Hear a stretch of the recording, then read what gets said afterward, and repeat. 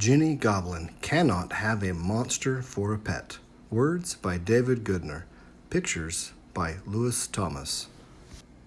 Ginny Goblin loved animals. Goats are some of her favourites. But goats are kinda stinky, and it's a lot of work to take care of them. Maybe if we help Ginny Goblin find a pet, she'll stop trying to herd goats through the house. But I want to be clear. Ginny Goblin should not need a giant net to find a pet. She should not need a bear trap. She definitely should not need a drive-in army tank. Ginny Goblin cannot have a monster for a pet. Let's take Ginny down to the beach. Maybe she'll find a tropical fish or a cute little hermit crab. Fish and hermit crabs make excellent pets. But wait, where is Ginny gone? Ginny Goblin is not allowed to take a submarine to the deepest, darkest ocean depths. She is not allowed to find a great and terrible kraken. She is not allowed to put a leash on the kraken and take him home. The kraken crushes ships in his mighty tentacles and has thousands of nasty suckers. Krakens are unfathomable monsters, and Ginny Goblin cannot have a monster for a pet. Ginny needs to find a pet that lives on land. Let's take Ginny out to the hills. Cute, fluffy bunnies live in the hills. Oh no, there Ginny goes again. Ginny Goblin should not go into the ancient misty mountains. She certainly should not crawl down into the cold, dark cave that she finds with a magical map. She absolutely should not try to wake up a dragon and make him be her pet. Dragons eat cows in a single bite. They burn down villages with their fiery breath. Dragons are even crankier than the Krankens. And they need to sleep on a bed of gold coins, often for centuries at a time. Dragons are terrible monsters, and Ginny Goblin cannot have a monster for a pet. Ginny needs to find a smaller pet. Let's take Ginny to the forest. Pretty birds live in the forest, right? A little bird would be a nice pet.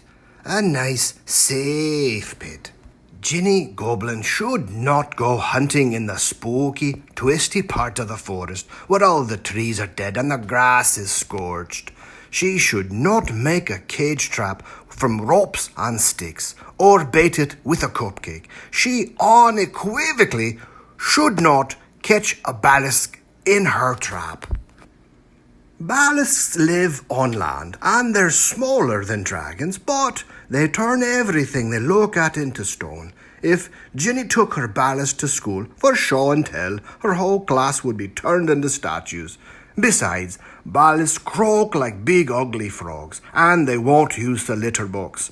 Ballasts are petrifying monsters, and Ginny Goblin cannot have a monster for a pet. Ginny needs to find a pet that's not magical. In fact, I'm starting to wonder if Ginny should have a pet at all. Let's take Ginny to the Space Museum to take her mind off pets for a while. Oh, what now? Where is Ginny going?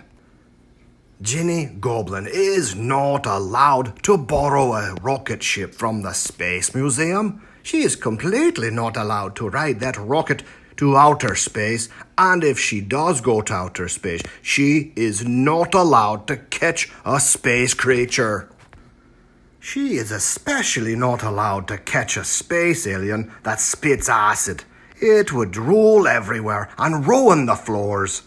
Space creatures are awful monsters, and Ginny Goblin cannot have a monster for a pet.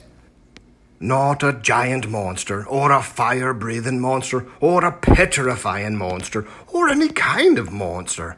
We can't let any of those pets into the house, or the country, or the planet. Do you think you can find a pet that isn't a monster? What? You can?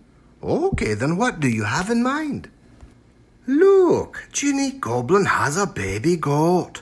Goats don't crush things with their tentacles, or set them on fire, or petrify them, or try to eat them.